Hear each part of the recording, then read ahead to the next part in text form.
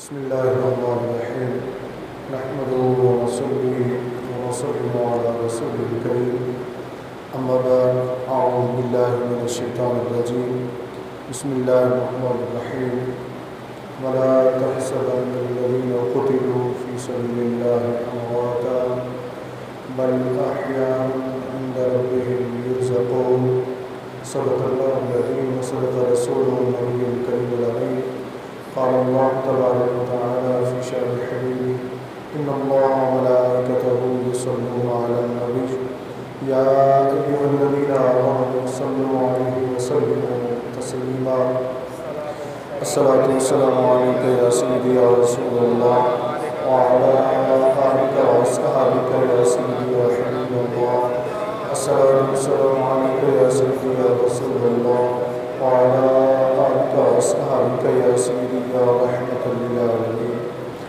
السلام علیکم ورحمۃ اللہ وبرکاتہ۔ بعد السلام، اللہ رب العزت کی فضل و کرم سے، اس کی عنایت سے آپ اور ہم سب جمعۃ المبارک کی مبارک ساعتوں میں اپنے رب کی بارگاہ میں حاضر ہیں۔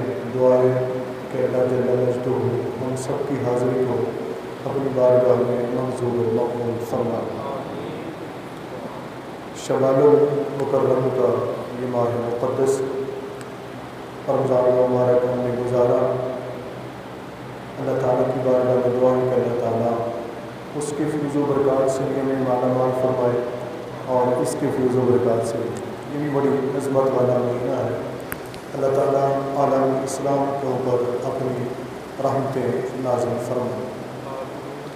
ذرا گرہم قدر، آج کا جو ہمارا موضوع گفتگو ہے وہ اسلام کی ایک ایسی شخصیت جس کا تذکرہ ہمارے لوگ نہیں کرتے۔ میری مراد سید الشہداء اسد اللہ و اسد رسول سیدنا امیر حمزہ رضی اللہ تعالیٰ عنہ کی ذات گرامی۔ بہت ساری شخصیات ایسی ہیں جن کے ساتھ ہمارے لوگ ناانصافی کرتے ہیں۔ بہت سے لوگوں کا ذکر تو کرتے تھے، لیکن جو عام شخصیات ہیں انہیں ہم بھلا دیتے ہیں۔ انہیں میں ایک شخصیت سیدنا امیر حمزہ رضی اللہ تعالیٰ عنہ کی ذات گرامی ہے۔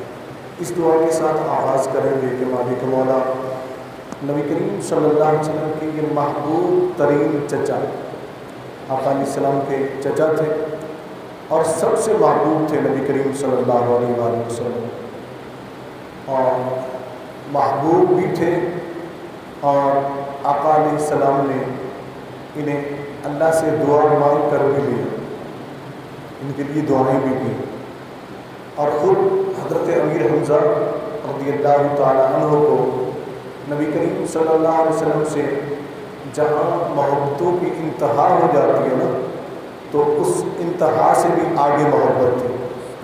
آقا علیہ السلام سے اتنا محبت کرتے تھے اپنے بھتیجے سے، اور پھر جب انہوں نے اعلان نبوت کیا اور یہ ایمان لیا ہے تو وہ محبت اور بڑھ گئی۔ پہلے محبت تھی بحیثیت چچا اور بھتیجا، پھر ایک امتی اور نبی کی محبت کا رشتہ اس سے بھی زیادہ بڑھ گیا۔ یہ دعا کرتے ہیں اس رب کی بارگاہ میں کہ اللہ سیدنا امیر حمزہ رضی اللہ تعالیٰ عنہ کی صدقۃ و خیر ہم سب کی مغفرت فرما دینا، ہم سب کی بخشش فرما دینا، ہم سب کی خطاؤں کو معاف فرما دینا، اور حضرت امیر حمزہ رضی اللہ تعالیٰ عنہ کی مرقد منورہ پر بے شمار رحمت نازل فرما۔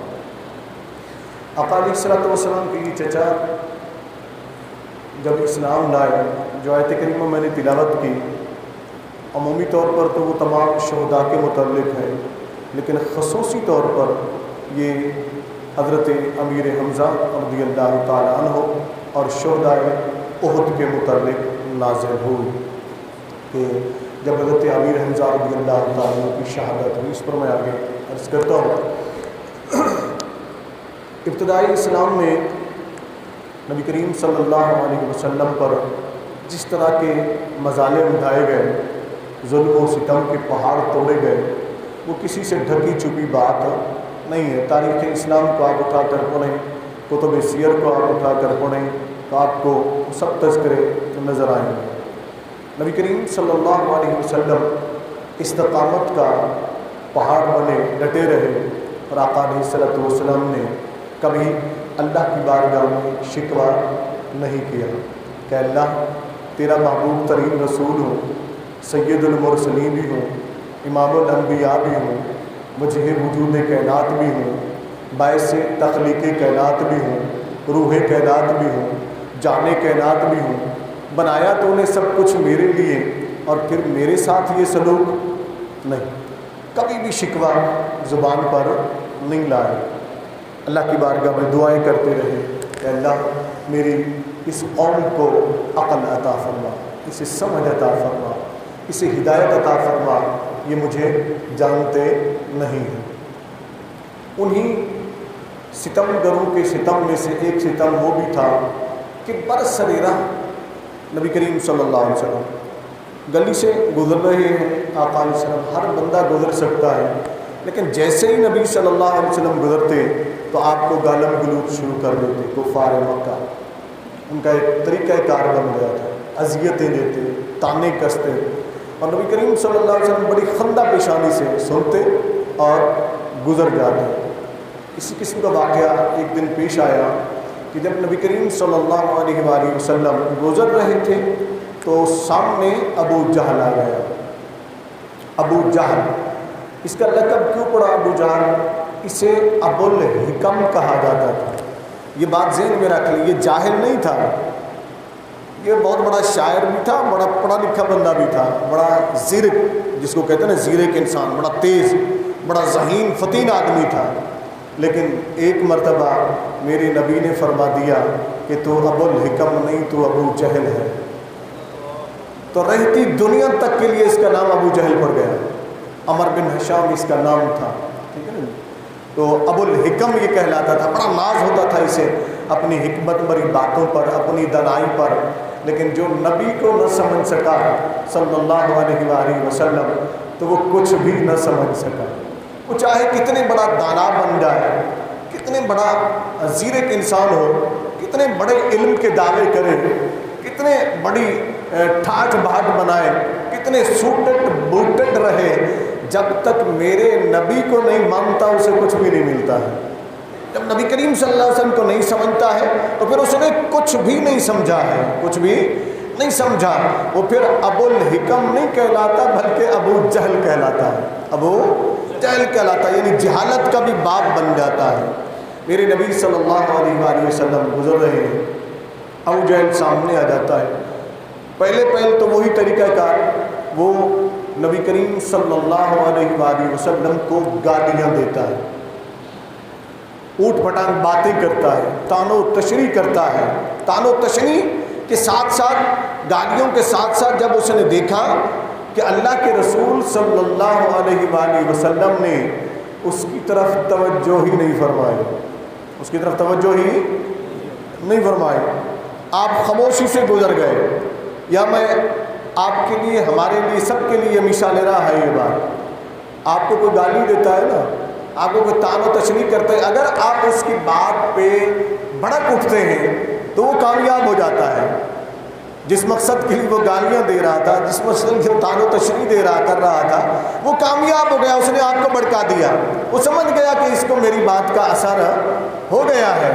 جب آپ سنیں گے نہیں، سنی انسنی کر کے گزر جائیں گے نا، بجائے آپ کو تکلیف دینے کے وہ خود تکلیف میں مبتلا ہو جائے گا، وہ خود تکلیف میں مبتلا۔ اسی لیے مولا کائنات حضرت علی کرم اللہ وجہ فرماتے ہیں کہ جو تمہارے ساتھ حسد کرے نا، اس کو اس کے حسد کا جواب نہ دو، اس کی سب سے بڑی سزا یہ ہے کہ تم خاموشی سے گزر جاؤ، اس کا حسد ہی اس کی سب سے بڑی سزا ہے۔ وہ اسی حسد میں جلتا رہے گا، تم آگے بڑھتے رہو، تم کام کرو، تم محنت کرو، تم آگے بڑھو، اور اللہ تمہیں ترقی عطا کرتا چلا جائے گا، اور وہ حسد میں جلتا رہے گا، اس کی سزا اس کو ملتی رہے گی۔ میرے نبی صلی اللہ علیہ وسلم آگے گزر گئے تو ابو جہل جو ہے نا وہ آگ بگولا ہو گیا، اس کو میری باتوں کا اثر ہی نہیں ہوا، میں نے اتنے گالم گلوچ کی، اتنے باتیں کی، اس نے میری بات کو سنا انسنا کر دیا، کوئی جواب بھی نہیں دیا۔ اس کا مقصد یہ تھا کہ یہ مجھے جواب دیں، الجھ جائیں اور گالم گلوچ آگے بڑھے، پھر بات آگے تک بڑھے۔ تو میرے آقا صلی اللہ علیہ وسلم ان چیزوں کو پسند نہیں فرماتے تھے۔ آپ جب آگے گزرے وہ آگ بگولا ہو گیا، اس نے ایک ڈنڈا لیا لکڑی کا اور پھر اس حرکت پر آ گیا جو حرکت کفر ہمیشہ سے کرتا چلا آیا، کفر ہمیشہ سے کرتا چلا آیا۔ یاد رکھیے، کفر کبھی بھی ڈائیلاگ سے، بات چیت سے اسلام سے نہیں جیت سکتا۔ یہ میرا آج بھی چیلنج ہے، آج بھی چیلنج ہے۔ دنیا کہتی ہے نا مسلمان دہشت گرد ہے، تو میں ان دنیا کے سب سے بڑے دہشت گردوں کو کئی سالوں سے چیلنج کر رہا ہوں۔ چینل یوٹیوب پہ میرے چینل موجود ہیں، سوشل میڈیا پر موجود ہیں، کہ دنیا کا سب سے بڑا دہشت گرد اگر کچھ آتا ہے امریکہ، اپنے کسی بندے کو سامنے لائے اور بات کریں، بات چیت سے ہم ثابت کریں گے کہ مسلمان دہشت گرد نہیں، سب سے بڑا دہشت گرد کفر کا سرغنہ امریکہ ہے، اور پھر اس کے بعد دنیا کے باقی کفر کے ملک ہیں۔ مسلمان دہشت گرد، اونچی بول دینا، مسلمان دہشت گرد نہیں ہے، لیکن بات چیت سے یہ لوگ کبھی بھی جیت نہیں سکتے۔ یہ صرف جھوٹی باتیں پھیلاتے ہیں، جھوٹی افواہیں پھیلاتے ہیں، غلط حرکتیں کرتے ہیں۔ پھر ان کا آخری حربہ کیا ہوتا ہے؟ جھوٹ بول بول کے، گالم گلوچ کر کر کے، طعن و تشنیع کر کر کے، بدنام کر کر کے، جب دیکھتے ہیں ہمارا کچھ نہیں بنتا نا، تو پھر اپنے باپ ابو جہل کی سنت ادا کرتے ہیں اور فرعون کی سنت، نمرود کی سنت ادا کرتے ہیں۔ وہ کیا ہوتا ہے؟ اس نے ڈنڈا اٹھایا اور نبی کریم صلی اللہ علیہ وسلم کو ڈنڈے مارنا شروع کر دیے۔ مسلمانوں کے نبی صلی اللہ علیہ وسلم کو آپ آج بھی دیکھیں کہ کفر کی دنیا سارے تانے دے لیتی ہے، مسلمانوں کو پتہ نہیں کیا کچھ نہیں کہتے۔ جب دیکھتے ہیں کہ اب کچھ نہیں بن رہا تو پھر آخر میں ان کے نبی پر حملہ کر دیتے ہیں، ہمارے نبی صلی اللہ علیہ وسلم کی ذات پر حملہ کرتے ہیں، ناموس رسالت پر صلی اللہ علیہ وسلم پر حملہ کرتے ہیں۔ کبھی براہ راست کرتے ہیں، کبھی اپنے جو گماشتے ان میں چھوڑ رکھے ہیں نا اسلام کے لباس میں، جو کلمہ مسلمانوں کا پڑھتے ہیں بظاہر، اور پھر نبی صلی اللہ علیہ وسلم کی توہین کرتے ہیں۔ کبھی انہیں اپنے جیسا بشر کہتے ہیں، کبھی ان کے علم کو جانوروں سے بھی بدتر قرار دیتے ہیں، کبھی ان کے علم کو جانوروں سے تشبیہ دیتے ہیں، کبھی شیطان کے علم کو نبی کریم صلی اللہ علیہ وسلم کے علم سے زیادہ کہتے ہیں، کبھی کہتے ہیں وہ تو عام ہی بشر تھے نا، کبھی نبی کریم صلی اللہ علیہ وسلم کو کل کا چھوکرا کہتے ہوئے نظر آتے ہیں۔ یہ مرزا محمد علی جہلمی جو جہلم میں بیٹھا ہوا کیا کر رہی ہے حکومت پاکستان، کیا کر رہے ہیں پاکستان کے قانون کے ادارے، جو آئے دن ہمارے نبی کو بھونکتا ہے اور سوشل میڈیا پر یوٹیوب پر ویڈیو بنا کر ڈالتا ہے اور نبی کا بڑے توہین امیز انداز میں ذکر کرتا ہے کہ کل کے چھوکرے نے یوں کر دیا، کل کے چھوکرے نے یوں کر دیا۔ کفار نے کہا، میں چیلنج کرتا ہوں اس مرزا جہلمی کو کہ تو ذرا ثابت تو کرنا، کہیں کسی مقام پر تو دکھا کس کافر نے میرے نبی کو چھوکرا کل کا کہا تھا۔ سن، تو ان کافروں سے بھی بدتر ہے، اس لیے کہ وہ کافر بھی کہتے تھے کہ محمد امین ہے صلی اللہ علیہ وسلم، محمد صادق ہیں صلی اللہ علیہ وسلم، محمد جو کہتے ہیں وہ سچے ہیں۔ ارے وہ کافر جن کی آڑ لے کر تو بکواس کر رہا ہے، تو اپنے اندر کا قادیانیت کا بغض نکال رہا ہے میرے نبی سے، وہ کافر کہا کرتے تھے اگر ہم میں کوئی جھگڑا ہے تو ہمارا فیصلہ محمد کرے گا صلی اللہ علیہ وسلم، اور تو آ جاتا ہے بکواسیں کرنے، مختلف الفاظ کی آڑ لے کر، مختلف چیزوں کی آڑ لے کر تم نبی کی توہین کرتے ہو۔ سنو، کفر کے سرغنو، تم کسی بھی بھیس میں آ جاؤ، کوئی بھی روپ تم دھار لو، محمد کے غلام تمہیں چھوڑیں گے نہیں صلی اللہ علیہ وسلم۔ وہ تمہیں پہچان لیں گے، وہ تمہیں جان لیں گے کہ تمہارا اصل مقصد کیا ہے، تمہارا اصل ایشو کیا ہے، تمہاری ڈیوٹی کیا ہے، تم کر کیا رہے ہو۔ ہاں، ہمیں معلوم ہے کہ کچھ اسلام کے لبادے میں چھپے ہوئے لوگوں کی ڈیوٹیاں لگائی گئیں کہ تم انبیاء کی توہین کرو، صحابہ کی توہین کرو، اہل بیت کی توہین کرو، ازواج مطہرات کی توہین کرو، اور اولیاء اللہ علیہم الرحمہ و رضوان اللہ تعالی اجمعین کی توہین کرو۔ سنو، ہم تمہیں توہین کرنے نہیں دیں گے، انشاءاللہ ہم دفاع کرتے رہیں گے جب تک ہمارے دم میں دم ہے۔ کیسے؟ ذرا سنیے گا۔ حضرت حمزہ رضی اللہ تعالیٰ اس دن وہاں مکے میں نہیں تھے، باہر شہر سے، یعنی مکہ کا جو شہر تھا اس وقت، اس سے باہر گئے ہوئے تھے شکار کی غرض سے۔ ابو جہل نے آپ کے اور میرے نبی صلی اللہ علیہ وسلم پر ڈنڈے برسانا شروع کر دیے، یہاں تک کہ نبی کریم صلی اللہ علیہ وسلم کو زخمی کر دیا۔ یہ ابتدائی اسلام کی بات ہے۔ آقا علیہ الصلوۃ والسلام نے کوئی مزاحمت نہ فرمائی، اسی گالیاں بھی سن لی، طعن و تشنیع بھی سن لی، اسے ڈنڈے بھی برداشت کر لیے۔ رحمت عالم نور مجسم صلی اللہ علیہ وسلم حرم سے واپس گھر کی طرف لوٹ گئے۔ ابو جہل اتراتا ہوا، جیسے یہ مرزا محمد علی جہلمی جب توہین کر لیتا ہے نا کسی اللہ کے ولی کی، اللہ کے ولی کی توہین کر لیتا ہے، بڑے توہین امیز انداز میں ذکر کرتا ہے، تمہارے بابے کہتا ہے، اس طرح یعنی اولیاء اللہ کا ذکر اس انداز میں کرتا ہے۔ پھر صحابہ کرام کا ذکر بڑے توہین امیز انداز میں کرتا ہے۔ پھر نبی کریم صلی اللہ علیہ وسلم کا بڑے تضحیک امیز انداز کے اندر یہ ذکر کرتا ہے۔ میں سوچتا ہوں کہ مسلمانوں کی خیرت مر کہاں گئی، پاکستان کے اداروں کی خیرت مر کہاں گئی، یہ ہمارے قانون کے ادارے مر کہاں گئے، یہ سو کہاں گئے کہ ان کی خیرت جاگتی نہیں۔ اگر تمہاری فوج کو کوئی بھونکے تو تم حرکت میں آ جاتے ہو، سپریم کورٹ کو کوئی بھونکے تو تم حرکت میں آ جاتے ہو، حکمرانوں کو کوئی بھونکے تو تم حرکت میں آ جاتے ہو۔ اور یہ کب سے اولیاء اللہ کو بھونک رہا ہے، صحابہ کو بھونک رہا ہے، اہل بیت کو بھونک رہا ہے، میرے نبی کو بھونک رہا ہے، تمہارا قانون حرکت میں نہیں آتا۔ پھر کوئی غازی ممتاز قادری اٹھے گا، اس کو واصل جہنم کر دے گا، پھر تم کہو گے کہ یہ قانون حرکت میں لیتے ہیں، یہ جذباتی لوگ ہیں۔ نہیں، ہم جذباتی نہیں ہیں، مگر ہمارے نبی کی جب بات آئے گی تو پھر ہم برداشت نہیں کریں گے۔ یہ حضرت امیر حمزہ نے ہمیں سکھایا۔ ذرا سنیے، غور سے سنیے گا۔ میرے کریم آقا علیہ الصلوۃ والسلام لوٹ گئے۔ اب یہ ابو جہل اتراتا ہوا بڑے غرور سے، وہاں حرم کعبہ میں جو لوگ کفار تھے نا، ٹولیاں بنا کر سردار بیٹھے ہوتے تھے، یہ اپنی میٹنگیں کرتے، ان میں بڑے ہنس ہنس کے باتیں کرتے، مذاق اڑاتے مسلمانوں کا۔ نبی کریم صلی اللہ علیہ وسلم کا جو کہ ابتدا تھی، یہ بھی اتراتا ہوا کبھی ادھر کبھی ادھر حضرت امیر حمزہ رضی اللہ عنہ جو شکار کے لیے گئے ہوتے، ان کا طریقہ کار یہ تھا کہ بڑے دلیر آدمی تھے، جیدار آدمی تھے۔ شکار کر کے جب لوٹتے تھے تو قریش کی جو مجلسیں لگی ہوئی ہوتی، ہر ایک کے پاس جاتے اور بڑے فخریہ انداز میں اپنے کامیاب شکاری ہونے کا ذکر کرتے کہ آج میں نے یہ شکار کیا، آج میں نے یہ کیا، ان سے سلام دعا ہوتی، پھر آگے بڑھتے جائے، اس طرح سب کو ملتے۔ آج حضرت امیر حمزہ رضی اللہ عنہ لوٹے، جب واپس لوٹے وہاں ابن جدعان اس کی لونڈی کنیز دیکھ رہی تھی یہ سارا منظر جب ابو جہل حرکت کر رہا تھا۔ جیسے امیر حمزہ داخل ہوئے نا حرم کی طرف، اس نے دیکھ لیا آتے ہوئے، وہ دوڑی، کنیز تھی، آگے دوڑی، کہا اے ابو عمار، آپ کی کنیت تھی، عمار آپ کے بیٹے تھے، اے ابو عمارہ، یہ جو عمارہ تھے نا حضرت عمارہ بن حمزہ رضی اللہ عنہ آپ کے بیٹے، تو کہا اے ابو عمارہ، جانتے ہو آج تمہارے بھتیجے کے ساتھ ابو جہل نے کیا کیا ہے؟ کیا کیا؟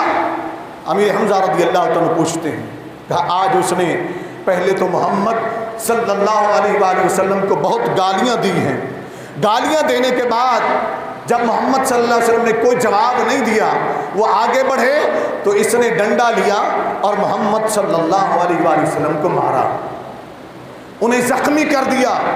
آج اس نے بہت ظلم کیا ہے ان پر۔ پھر کہا وہ گھر لوٹ گئے، ابو جہل کدھر ہے؟ کہا اندر سرداروں کے پاس بیٹھا ہوا ہے۔ سیدنا امیر حمزہ رضی اللہ تعالیٰ عنہ بکھر گئے۔ میرے آقا نے فرمایا تھا اپنے گھر والوں کو، کیا تم اس بات پر خوش نہیں ہو کہ امیر حمزہ جو ہے اسد اللہ و اسد رسول ہی، یہ اللہ کا شیر ہے اور اس کے رسول کا شیر ہے صلی اللہ علیہ وسلم عز و جل۔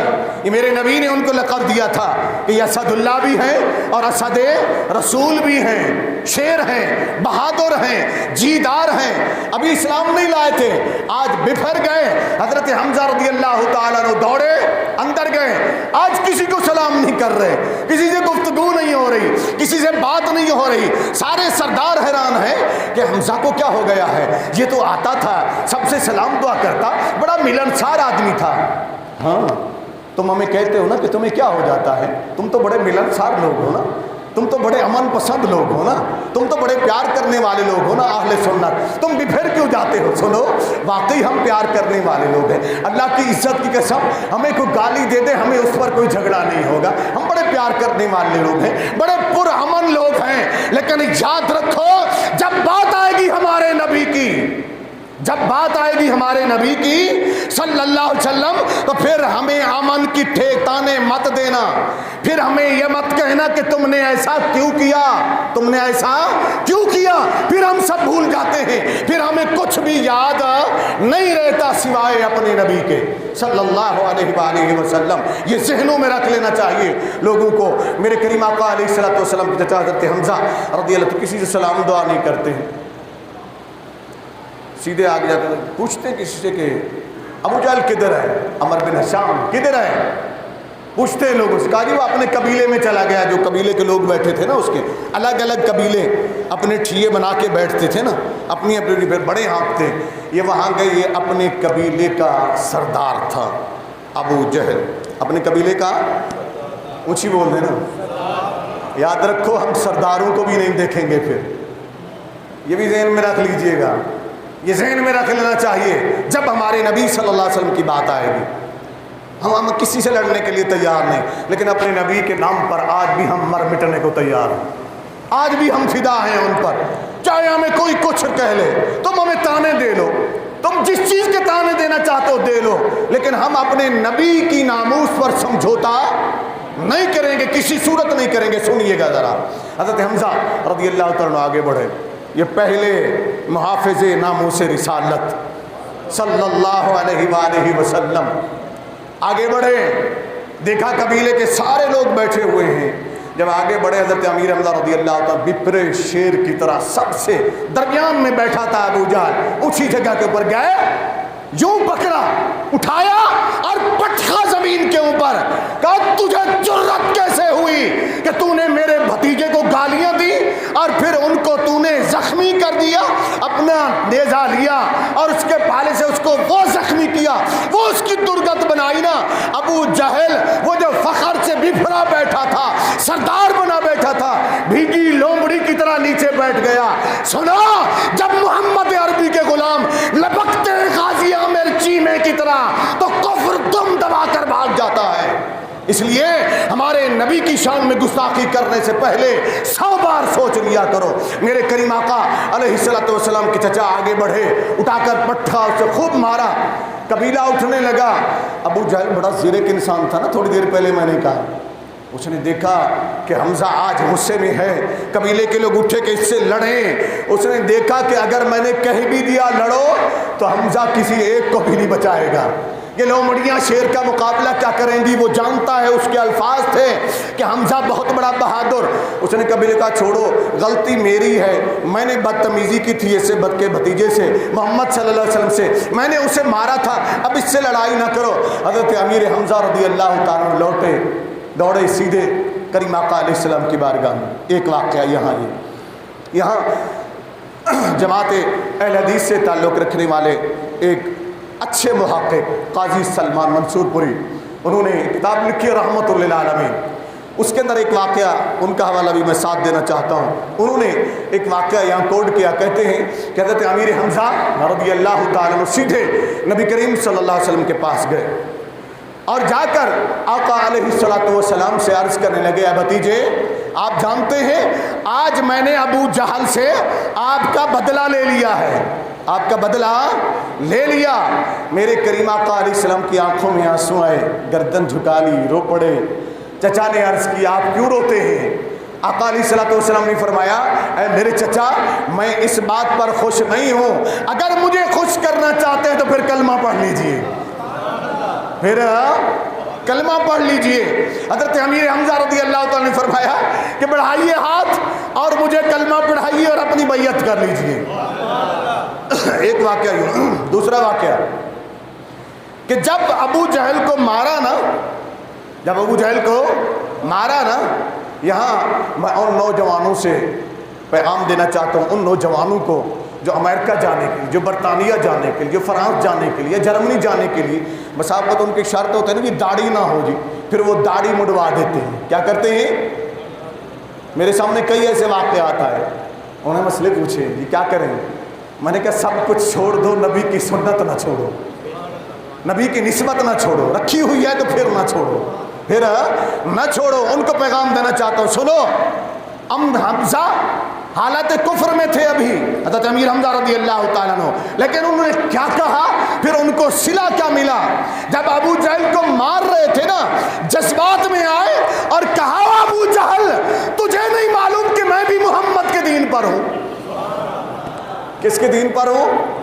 اونچی بول دیں نا، اونچی بول دیں، فخر سے بول دیں، محمد کے دین پر ہوں صلی اللہ علیہ وآلہ وسلم. وہ ڈر گئے، انہوں نے کہا اس نے بھی اسلام قبول کر لیا ہے، اس نے بھی اسلام قبول کر لیا. حضرت امیر حمزہ نے غصے میں آ کر کہہ دیا تھا، جذبات میں آ کر، روایت میں ایک جذبات میں آ کر انہوں نے جب یہ جملہ کہہ دیا، گھر لوٹے ساری رات بستر پر چین نہیں آیا.